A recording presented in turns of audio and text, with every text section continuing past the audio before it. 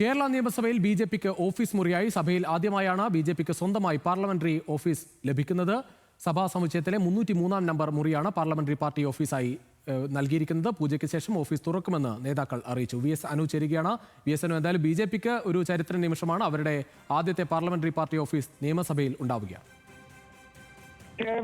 രതീഷ്, കേരളത്തിലെ നിയമസഭയിൽ ആദ്യമായി ബി ജെ പിക്ക് ഒരു ഓഫീസ് ലഭിക്കുന്നു. നിയമസഭാ സമുച്ചയത്തിലെ 303 നമ്പർ മുറിയാണ് ബി ജെ പി പാർലമെന്ററി ഓഫീസായി ഇപ്പോൾ അനുവദിച്ചിരിക്കുന്നത്. ഏറ്റവും പ്രധാനം അതിന്റെ പൂജകൾക്കൊക്കെ കഴിഞ്ഞതിന് ശേഷം മാത്രമേ ആ ഓഫീസ് തുറന്ന് പ്രവർത്തിക്കൂ എന്നതാണ് നേതാക്കൾ അറിയിക്കുന്നത്. ഏതായാലും ബി ജെ പിക്ക് സംസ്ഥാനത്ത് നേരത്തെ 2016 ആദ്യമായി ഒരു MLA ഉണ്ടായിരുന്നു. പക്ഷേ അന്ന് ഒരു മുറി അനുവദിച്ചിരുന്നത്. ഇതിപ്പോൾ 3 MLA കേരള നിയമസഭയിൽ ബി ജെ പിക്ക് ഉള്ളത്. പാർലമെന്ററി പാർട്ടി നേതാവ് ചാത്തന്നൂരിൽ ജയിച്ച BB ഗോപകുമാറാണ്.